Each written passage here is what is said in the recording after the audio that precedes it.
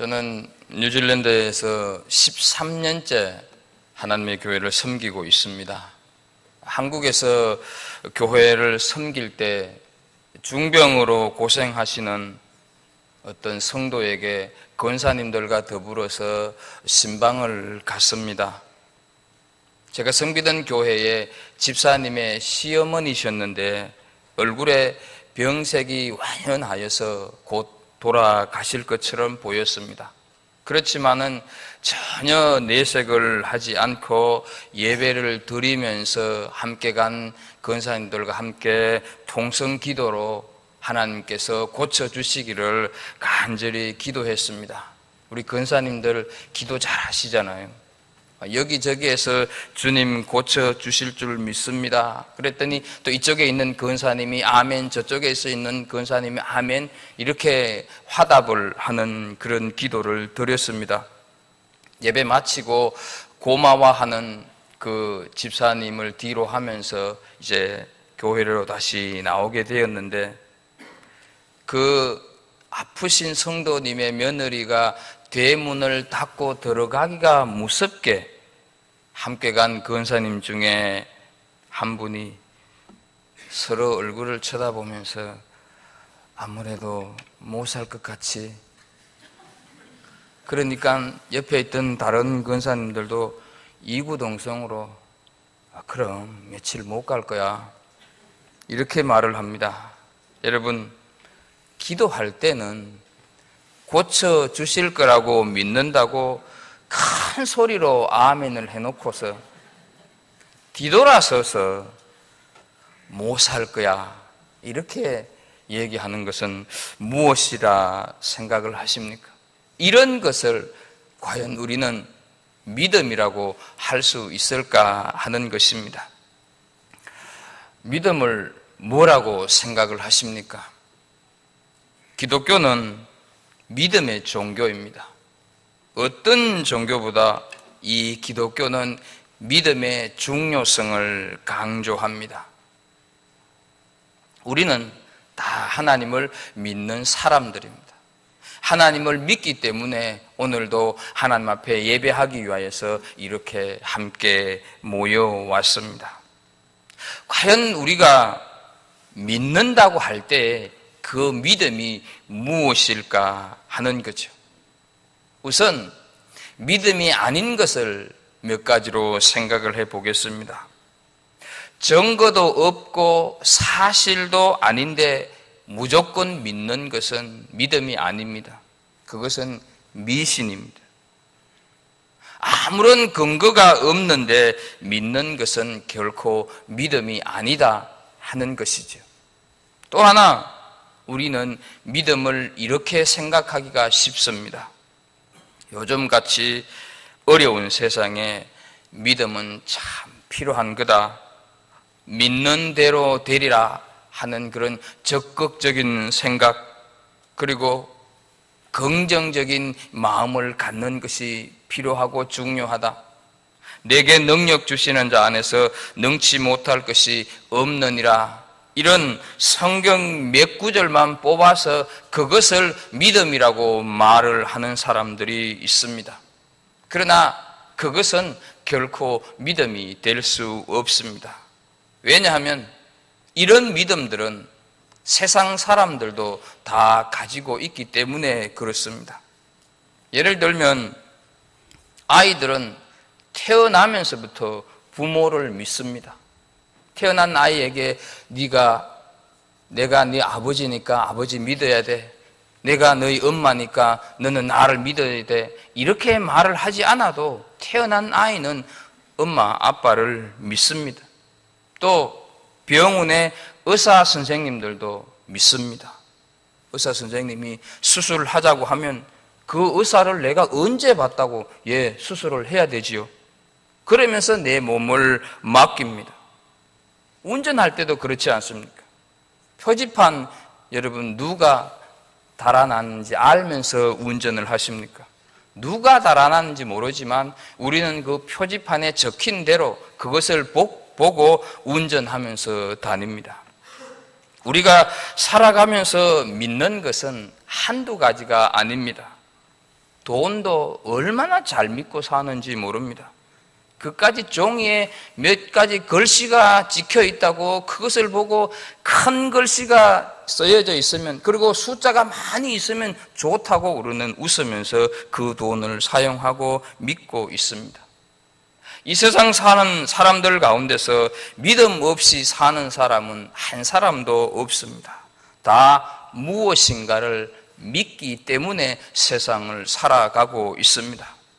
그러면 이런 사람들이 가지고 있는 믿음하고 우리 그리스도인들이 가지고 있는 믿음하고는 무엇이 다른가 하는 것이죠.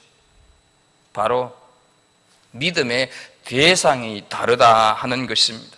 세상 사람들은 사물을 믿고 돈을 믿고 자신을 믿으면서 살아갑니다. 그러나 우리 그리스도인들은 살아계신 하나님을 믿습니다. 믿음의 대상이 무엇인가, 믿음의 대상이 누구인가에 따라서 그 사람이 신자인가 아니면 불신자인가, 그것을 판가름하게 된다 하는 것입니다. 그렇다면 우리의 믿음의 대상이 하나님이고 그 하나님을 믿는다고 할 때, 그러면 그 하나님의 무엇을 우리가 믿는다 하는 걸까? 이것을 한번 생각을 해볼 필요가 있습니다. 그것은 다른 것이 아니라 우리가 하나님을 믿는다 할 때 하나님의 인격을 믿는다 하는 것입니다.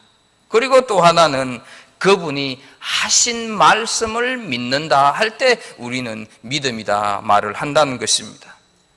혹시 그 사람 참 믿을만한데 그 사람 말은 못 믿겠어, 이거는 말이 안 되는 것입니다.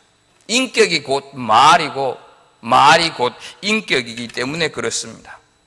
우리가 예수 그리스도를 믿는다고 할 때 그분의 말씀을 믿는 줄로 믿습니다. 그래서 로마서 10장 17절에 보게 되면, 그러므로 믿음은 들음에서 나며 들음은 그리스도의 말씀으로 말미암았느니라, 이렇게 말씀을 하고 있습니다. 바로 믿음이 예수 그리스도의 말씀에서 난다 하는 것입니다. 하지만 중요한 것이 하나 있습니다.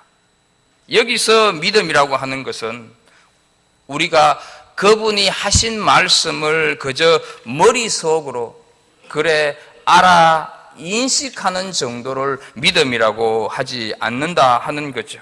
이런 믿음, 이런 인식하는 정도의 것은 사탄도 이미 있었다 하는 것을 우리는 알고 있습니다. 예수님께서 이 세상에 오셨을 때 가장 먼저 예수님이 누군가를 알아챈 존재는 바로 사탄이었습니다. 그래서 나사렛 예수여, 당신이 나와 무슨 상관이 있습니까? 이렇게 두려워 떨었습니다. 귀신들도 우리 하나님이 누구신지 알았다는 것이죠. 그리고 또 떨었습니다. 귀신이 하나님이 누구신가를 알고 떨었음에도 불구하고 그 귀신은 예수님을 믿지를 않았습니다. 그래서 이런 지적인 인식, 지적인 동의, 이것을 믿음이라고 말을 하는 것은 아니라는 것입니다. 그러면 참 믿음, 진짜 살아있는 믿음은 무엇입니까? 참 믿음은 말씀에 순종하는 것, 그것이 산 믿음이다 하는 것입니다. 말씀에 순종했던 대표적인 믿음의 사람, 우리는 아브라함을 볼 수가 있습니다. 아브라함에게 아들을 바치라고 하는 하나님의 명령은 도저히 이해할 수 없는 명령이었습니다. 그럼에도 불구하고 그 이해할 수 없는 명령을 아브라함은 따랐다 하는 사실이죠. 순종했다는 것입니다. 하나님, 어떻게 부모가 자식을 죽일 수가 있습니까? 이렇게 아브라함은 항의할 수도 있었습니다. 하나님, 이 아들을 통하여서 하늘의 별처럼 바다의 모래처럼 자손들을 많게 하시겠다고 약속을 하시지 않았습니까? 때문에 이 아이가 죽는다고 하면 하나님의 약속이 무너져서 안 됩니다. 이렇게 변명할 수도 있었습니다. 더 나아가서 우리 마음 깊은 곳에서는 하나님, 줬다가 뺏었다가 뭐 이래도 되는 겁니까? 이런 식으로 불평을 할 수도 있었습니다. 그렇지만 아브라함은 하나님의 말씀을 믿었습니다. 그분의 인격을 신뢰했습니다. 지금 환경으로는 도무지 하나님을 신뢰할 수가 없었습니다. 그렇지만 하나님을 믿었었고 하나님의 인격을 신뢰했습니다. 때문에 아브라함은 아들을 데리고 모리아 산으로 올라가는 순종을 오늘 우리들에게 보여주고 있다 하는 것입니다. 수고하고 무거운 짐진 자들아 다 내게로 오라. 내가 너희를 쉬게 하리라. 이 말씀을 믿고 순종하여서 주님, 내 인생의 짐이 참 무겁습니다. 평생 돈 하면서 그 돈을 가져보기도 했고 누려보기도 했고 때때로 성공도 해보았고 여기 이 먼 미국까지 이민도 와보았습니다. 그러나 주님, 단 하루도 내 마음의 피로가 풀리는 날이 없었습니다. 인생이 이처럼 무겁습니다. 그런데 주님이 내 짐을 맡아주신다니 감사합니다. 고백을 하면서 주님 앞에 나아가면 주님이 쉼을 주시는 줄로 믿습니다. 믿고 순종하는 자에게 주시는 이상한 능력이 우리 믿는 사람들에게 일어난다 하는 사실입니다. 믿음이라고 하는 것은 주께서 말씀을 하실 때 순종하는 것입니다. 성경 말씀에 기록된 대로 예수님께서 나의 죄를 위하여 십자가에 죽으신 것을 내가 믿습니다. 주님의 죽으심은 곧 나의 죽음입니다. 내가 죽음을 당해야 했었는데 그 죽음을 주님이 대신 죽어주셨습니다. 내 죄의 형벌을 우리 주님이 담당하셨습니다. 이것을 믿는 것이 믿음이라 하는 것입니다. 그래서 믿음이라고 하는 것은 반드시 대상을 갖습니다. 우리 믿음의 대상은 다른 것이 아니라 살아계신 하나님, 그 하나님을 믿는 것이 우리의 믿음이 되는 줄로 믿습니다. 살아계신 하나님을 믿는다는 말은 그의 말씀을 믿는다는 말이고, 그의 말씀을 믿으면 자연스럽게 그 말씀에 순종하는 삶이 우리에게서 일어나게 된다 하는 것입니다. 이렇게 순종하는 믿음을 가진 사람은 이 세상을 살아가면서 세 가지 축복을 붙잡고 살아가게 됩니다. 첫째는 이 세상을 살아가면서 하나님께서 약속하신 것을 분명하게 누리면서 살게 된다 하는 것입니다. 1절을 보면 믿음은 바라는 것들의 실상이요 보이지 않는 것들의 정근이 이렇게 말씀을 하고 있습니다. 이 말씀의 뜻은 믿음은 바라는 것들의 실제다 하는 의미입니다.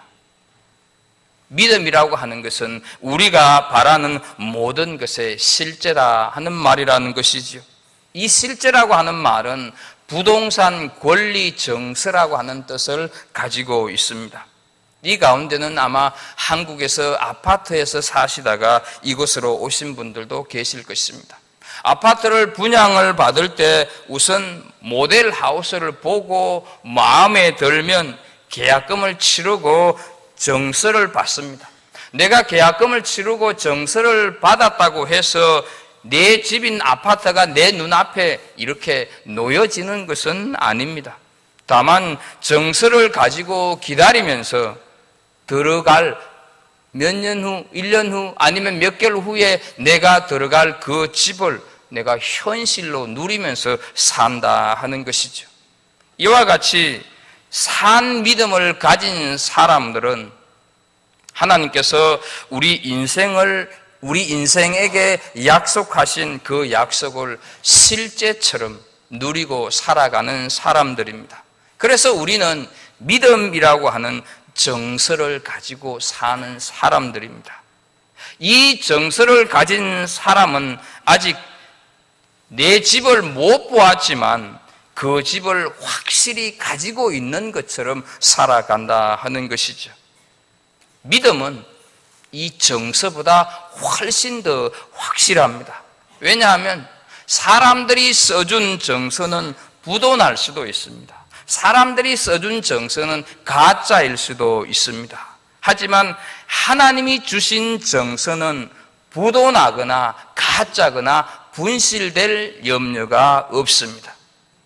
그래서 참 믿음을 가진 사람은 한평생을 살아가면서 성경에 약속된 그 약속을 실제로 누리면서 살아가게 되는 것입니다.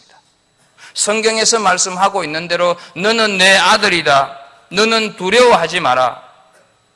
너는 너로 하여금 복의 출발이 되도록 하겠다.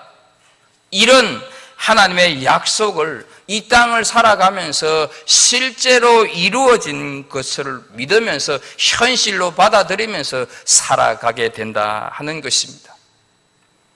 두 번째로 참 믿음을 가진 사람은 하나님께 인정받는 축복 속에 살아갑니다. 2절을 보면 선진들이 이로써 정거를 얻었느니라 말씀을 합니다. 정거를 얻었다고 하는 말은 믿음으로서 인정받았다 그런 뜻입니다. 이 히브리서 11장에 보게 되면 하나님 앞에 믿음으로 인정받았던 허다한 우리 믿음의 선배들을 얘기하고 있고 그 수많은 믿음의 선배들은 살아계신 하나님을 믿는 것 때문에 하나님 앞에서 인정받는 삶을 살게 되었다 하는 것입니다. 저도 그렇고 여러분들도 그렇고 우리 그리스도인들에게 가장 소망하는 마음의 깊은 소원이 하나 있다고 한다면 그것은 아마 내가 어떻게 하면 하나님 앞에 인정받는 삶을 살 수가 있을까 하는 그 마음이라고 생각을 합니다. 하나님에게 인정받고 싶은 마음이 타락하게 되면 대상이 달라져서 사람에게 인정받고 싶어집니다. 물론 우리는 세상을 살아가면서 사람들에게 존경을 받아야 되고 사람들에게 인정도 받아야 되고 사람들에게 칭찬을 받아야 합니다. 그러나 사람들에게 받는 인정으로 우리 인간들은 만족하는 법이 없습니다. 진짜로 정말로 만족하는 자의 삶을 보게 되면 하나님께 인정을 받고 또 하나님이 인정하는 그 사람이 참으로 만족함을 누리면서 살게 되는 것입니다. 히브리서 시편 1편 1절을 보게 되면 복 있는 사람은 이렇게 시작을 하여서 6절 끝절에 보게 되면 대저 의인의 길은 여호와께서 인정하시나 이렇게 마치고 있는 것을 보게 됩니다. 가장 복된 사람은 바로 하나님이 인정하시는 사람이다 하는 것을 우리들에게 가르쳐 주고 있습니다. 우리는 우리의 모국인 한국을 위해서 많이 기도해야 할 것입니다. 여러분들도 많이 기도하고 계시겠지만 요즘 한국이 죽은 사람의 리스트 때문에 정치판이 진흙탕입니다.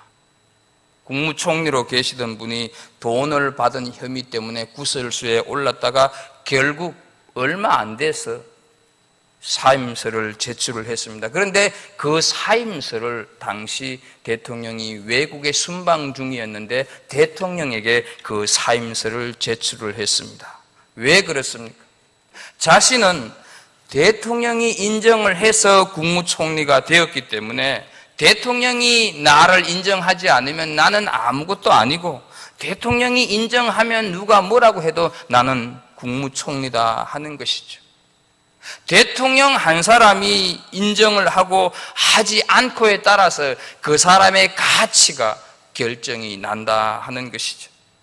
그런데 여러분, 만왕의 왕이시고 만주의 주가 되시는 우리 하나님이 인정하신다고 하면 그 사람이 어떠하겠습니까?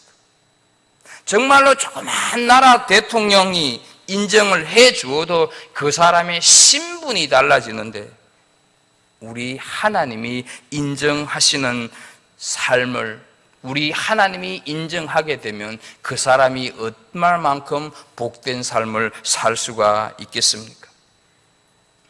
그런데 여기서 우리는 하나님의 인격을 신뢰하고 그 말씀을 신뢰로 붙잡는 그런 하나님의 인정함을 받는 삶을 살다 보면 세상 사람들의 오해를 받을 때가 많이 있습니다. 그런 우리를 보면서 세상 사람들은 정말로 융통성 없이 산다고 얘기를 합니다. 고지식하다고, 참 바보같이 살아간다고 멸시할 수도 있습니다. 그러나 그런 사람은 하나님이 인정하시는 줄로 믿습니다. 사람에게 오해를 받고 사람에게 초라해 보이고 사람에게 인정을 받지 못한다 할지라도 절대로 두려워하지 않기를 바랍니다. 부끄러워하지 않기를 바랍니다. 내가 믿음으로 살기 위하여서 하나님 앞에 인정받는 사람으로 살기 위해서 때때로 손해보고 때때로 억울한 일을 당하기도 하고 때때로 먹을 것을 못 먹어도 때때로 내가 누릴 것을 누리지 못한다 할지라도 자랑스러워 할 수 있기를 축복합니다. 사람에게 인정받는 것은 순간이고 잠시지만 하나님께 인정받는 그 인정은 영원한 줄로 믿습니다. 사람에게 인정받는 삶을 살려 하지 말고 하나님께 인정받는 참 믿음의 삶을 살 수 있기를 주의 이름으로 축복합니다. 마지막으로 참 믿음을 가진 사람은 하나님의 그 숨결을 삶 속에서 많이 느끼면서 살아가게 됩니다. 사람이 자기 삶의 본질을 알고 삶의 목적을 알 때가 있습니다. 그때가 언제라고 생각을 하십니까?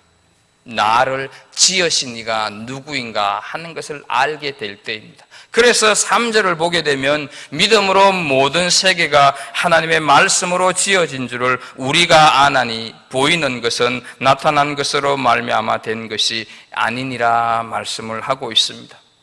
하나님이 이 세상을 창조하신 것을 믿음으로 안다고 하셨습니다.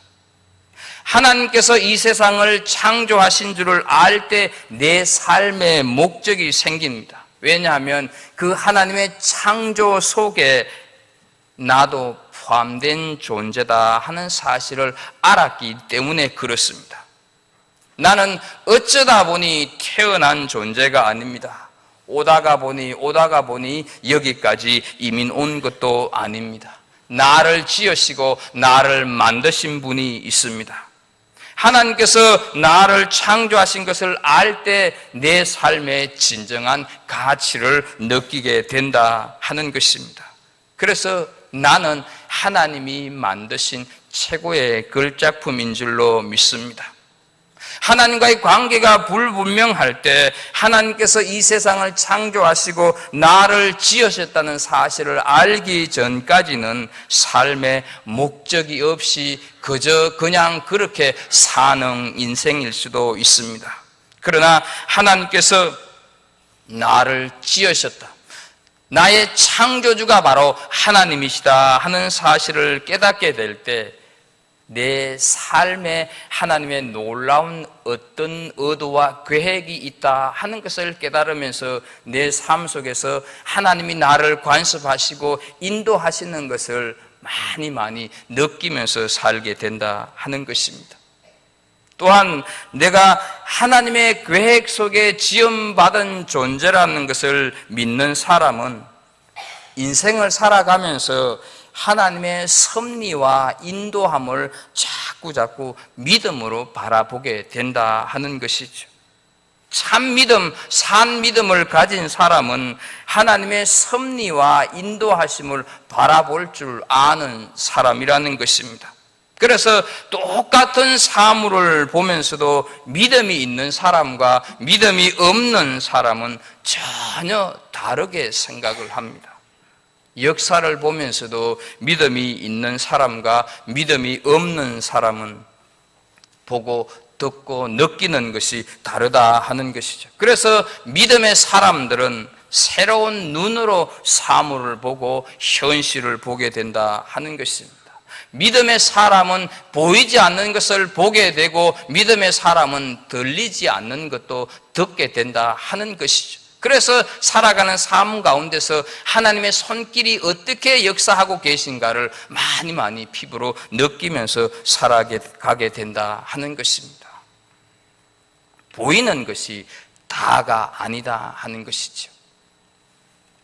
두 천사가 여행을 하다가 부잣집에 가서 하룻밤 머물게 되었습니다. 부자는 천사들에게 그 숱한 방을 놔두고 지하실 제일 끄트머리 한켠에 이 두 천사가 자도록 내주었습니다. 천사가 잠을 자는데 두 천사 중 나이 많은 천사가 벽을 보더니 벽에 구멍이 이렇게 나가 있으니까 그 구멍을 이렇게 막아 주었습니다. 그것을 본 젊은 천사가 아니 우리에게 이렇게 푸대접을 하고 있는데 그까지 그 벽을 왜 막아주느냐고 이렇게 얘기를 했습니다. 그랬더니 나이 든 천사가 보이는 것이 다가 아니라네 이 얘기를 간단히 했습니다. 이제 이튿날이 되었습니다.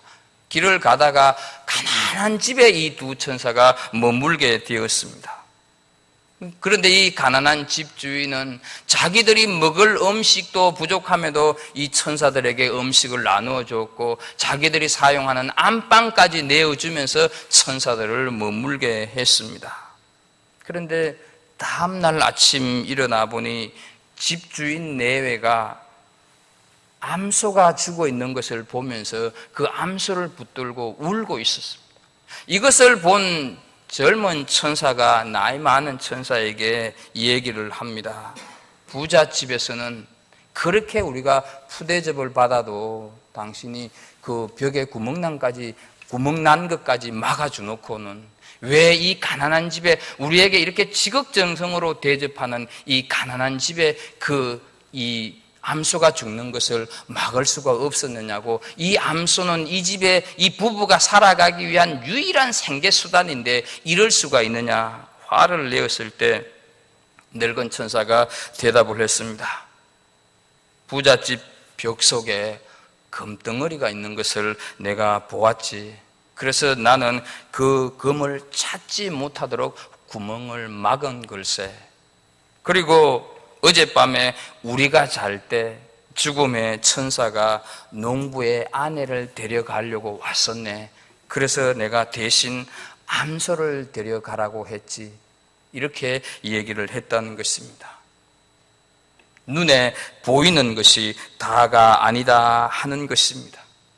참 믿음을 가지고 살아가는 사람, 정말로 산 믿음을 가지고 살아가는 사람은 내 인생이 하나님의 섭리 안에 하나님의 손길 안에 있는 것을 발견하면서 느끼면서 살아가게 되는 줄로 믿습니다. 그래서 내가 살아가는 지금이 힘들고 그래서 내가 지금 고통스러워도 그래서 지금 내가 참 많이 외로워도 지금 당장 억울해도 분해하지 않는다 하는 것입니다. 지금 내가 실패해도 육신적으로는 고달파도 믿음으로 살아가는 사람, 산 믿음을 가진 사람은 감사하면서 살아가는 줄로 믿습니다. 왜냐하면 내가 처한 형편 속에서 내가 처한 환경 속에서 시시각각으로 다가오는 하나님의 그 세밀한 손길과 음성을 듣기 때문인 줄로 믿습니다. 우리 그리스도인들을 가리켜서 성도라고 말을 합니다. 또는 믿음의 사람이라고 말을 합니다. 믿음은 어떤 대상을 갖는 것입니다. 세상 사람들은 나름의 믿음을 갖고 살아가기는 하지만 특별히 우리 그리스도인들을 가리켜서 성도라고 하고 신자라고 하는 이유는 우리 믿음의 대상이 살아계신 하나님이기 때문에 그렇습니다. 힘든 이민자의 삶을 살아가는 사랑하는 성도님 여러분, 믿음의 경주를 다 마칠 때까지 우리 믿음의 선배들이 보여주었던 그 믿음을 부여잡고 참으로 산 믿음으로, 정말로 살아있는 믿음으로 이 믿음의 인생을 경주해가는 그런 사람, 그런 참 믿음의 사람들이 되기를 예수 그리스도 이름으로 축복합니다. 기도하겠습니다.